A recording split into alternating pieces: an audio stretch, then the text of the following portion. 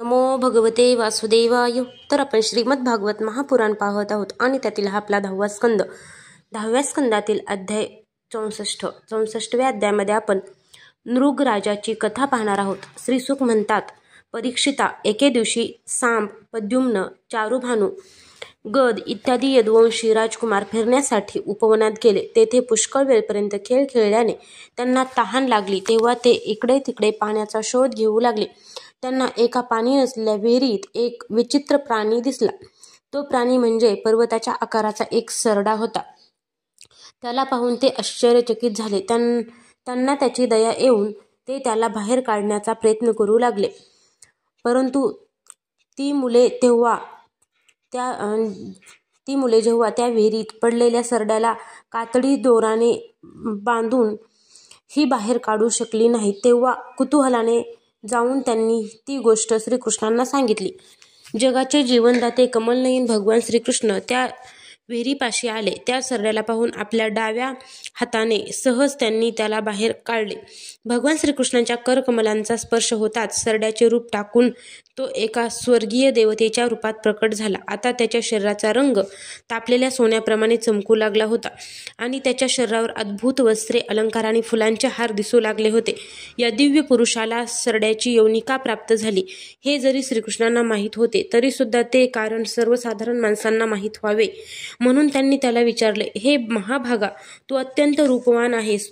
कोण तू? खात्रीने तू कोणीतरी श्रेष्ठ देव असावास असे मला वाटते. हे कल्याणमूर्ते, कोणत्या कर्मामुळे तुला या योनीमध्ये यावे लागले? तुझी अशी दशा होणे योग्य नव्हते. आम्ही तुझा वृत्तांत जाणू इच्छितो. तो आम्हाला सांगणे तुला योग्य वाटत असेल तर सांग.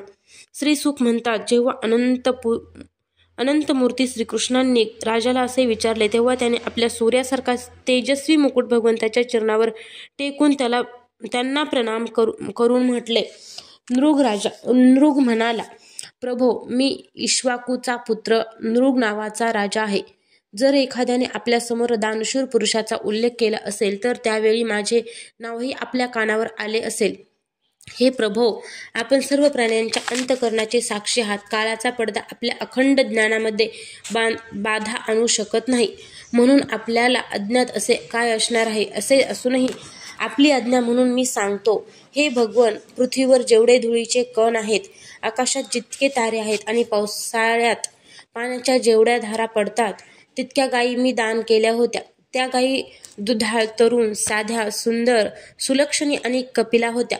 न्यायार्जित धनाने मी त्या प्राप्त केल्या होत्या. सर्वांना वस्त्रे होती.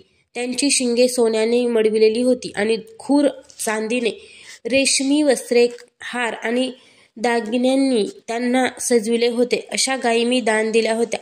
जे श्रेष्ठ ब्राह्मणकुमार, सद्योगिनी, शील संपन्न, कुटुंब पोषणास असमर्थ, सत्यशील, तपस्वी, वेदपाठी, शिष्यांना विद्यादान करणारे, चरित्र्य संपन्न आणि तरुण होते, त्यांना मी वस्त्रे, अलंकार देऊन गायींचे दान करीत असे. अशा प्रकारे मी पुष्कळशा गायी, जमीन, सोने, घरे, घोडे, हत्ती, दासींसहित कन्या, तिळांचे पर्वत, चांदी, अंथरुणे, वस्त्रे, रत्ने, गृहसामग्री आणि रथ इत्यादींचे दान केले. अनेक यज्ञ केले आणि पुष्कळशा विहिरी, तलाव इत्यादी बांधले. एके दिवशी एका तपस्वी ब्राह्मणाची एक चुकलेली गाय माझ्या गायीमध्ये येऊन मिसळली. मला याची कल्पना नव्हती. मी नकळत ती गाय दुसऱ्या एका ब्राह्मणाला दान दिली. जेव्हा ती गाय तो ब्राह्मण घेऊन चालला, तेव्हा त्या गायीचा मूळ मालक त्याला म्हणाला, ही गाय माझी आहे. दान घेणारा ब्राह्मण म्हणाला, ही माझी आहे, कारण नृग राजाने मला ही दान दिली आहे. ते दोघे ब्राह्मण आपापसात भांडण करीत आपलेच म्हणणे खरे आहे हे पटविण्यासाठी माझ्याकडे आले. एक जण म्हणाला, ही गाय आपण मला दिली आहे, व दुसरा म्हणाला, असे असेल तर तू माझ्या गायीची चोरी केली आहेस. ते ऐकून माझे चित्त गोंधळून गेले. मी धर्मसंकटात सापडलो आणि त्या दोघांना अत्यंत नम्रतेने म्हणालो की, हिच्या बदल्यात मी आपणास 1,00,000 उत्तम गायी देईन. आपण ही गाय मला परत द्या. मी आपला सेवक आहे. नकळतपणे माझ्या हातून हा अपराध घडला आहे. आपण माझ्यावर कृपा करा आणि मला अमंगल नरकात जाऊन पडण्याच्या संकटातून वाचवा. राजन, मी हिच्या बदल्यात काहीही घेणार नाही, असे म्हणून गायीचा मूळ मालक निघून गेला. तू हिच्या बदल्यात 1,00,000च काय 10,000 आणखी गायी दिल्यात तरी सुद्धा मला नकोत, असे म्हणून दुसरा ब्राह्मण सुद्धा निघून गेला. देवाधिदेव जगदीश्वरा, आयुष्य संपल्यावर यमराजाच्या दूतांनी मला यमपुरीला नेले. तेथे यमराजाने मला विचारले, राजा, तू अगोदर आपल्या पापांचे फळ भोगू इच्छितोस की पुण्याचे? तू केलेले दान आणि धर्म याचे फळ म्हणून तुला असा तेजस्वी लोक प्राप्त होणार आहे की ज्याला तोड नाही. प्रभो, तेव्हा मी यमराजाला म्हणालो, देवा, मी अगोदर पापाचे फळ भोगू इच्छितो. आणि त्याच क्षणी यमराज म्हणाला, पड जा. त्याने असे म्हणताच मी तेथून खाली पडत असतानाच पाहिले की आपण सरडा झालो आहे. हे प्रभो, मी ब्रह्मांडाचा सेवक, दानशूर आणि आपला भक्त होतो. आपले दर्शन व्हावे अशी माझी उत्कट इच्छा होती. आपल्या कृपेनेच माझी पूर्वजन्माची आठवण अजून नाहीशी झाली नाही. भगवन, आपण परमात्मा आहात, शुद्ध अंतकरणाचे योगेश्वर. उपनिषदांच्या दृष्टीने स्वतःच्या हृदयात आपले ध्यान करीत असतात. हे इंद्रियातील परमात्मन, सरडा होण्याच्या मोठ्या दुःखामुळे मी विवेकहीन झालो असतानाही आपण साक्षात माझ्या दृष्टीसमोर कसे आलात? जेव्हा प्रपंचातून सुटण्याची वेळ येते तेव्हाच आपले दर्शन होते. हे देवदेवा, हे पुरुषोत्तमा, गोविंदा, हे अविनाशी अच्युता, पवित्र कीर्ते, हे नारायणा, हे ऋषिकेशा, हे प्रभो, मी आता देवलोकी चाललो. आपण मला अनुमती द्यावी. हे श्रीकृष्णा, मी कोठेही असलो तरी माझे चित्त नेहमी आपल्या चरणकमलावर स्थिर असावे. सर्व विश्वरूप, अनंत शक्ती, ब्रह्म स्वरूप अशा आपणास मी नमस्कार करीत आहे. हे वासुदेवा, श्रीकृष्णा, योगेश्वरा, मी आपणास नमस्कार करीत आहे, असे म्हणून नृगाने भगवंतांना प्रदक्षिणा घातली आणि आपल्या मुकुटाने त्यांच्या चरणांना स्पर्श करून नमस्कार केला. नंतर त्यांची आज्ञा घेऊन सर्वजण पाहत असतानाच तो श्रेष्ठ विमानात बसला. ब्राह्मणांना देव मानणारे, धर्माचा आधार असलेले देवकीनंदन भगवान श्रीकृष्ण क्षत्रियांना उपदेश करण्यासाठी म्हणून तेथे उपस्थित असलेल्यांना म्हणाले, जे लोक अग्नीसारखे तेजस्वी असतात ते सुद्धा ब्राह्मणांचे अल्पशे सुद्धा धन हिरावून घेऊन पचवू शकत नाहीत, तर मग स्वतःला लोकांचे स्वामी समजणारे राजे कसे पचवू शकतील? मी हालहाल विषाला विष मानित नाही, कारण त्याच्यावर उपाय आहे. पण ब्राह्मणांचे धनच महान विष आहे. ते पचविण्याचा पृथ्वीवर कोणताही उपाय नाही. विष केवळ खाणाऱ्यांचेच प्राण घेते. मग पाण्याने विझविली जाऊ शकते. आग पाण्याने विझविली जाऊ शकते, परंतु ब्राह्मणांच्या धनरूप अग्नीपासून जी आग उत्पन्न होते ती सर्व कुळाला मुळापासून जाळून टाकते. जर ब्राह्मणांच्या पूर्ण संमतीशिवाय त्याचे धन उपभोगले तर ते 3 पिढ्यांना नष्ट करते, आणि जर बळजबरीने त्याचा उपभोग घेतला तर त्यामुळे भोगणाऱ्यांच्या पूर्वजांच्या 10 पिढ्या आणि भविष्यातील सुद्धा 10 पिढ्या नष्ट होतात.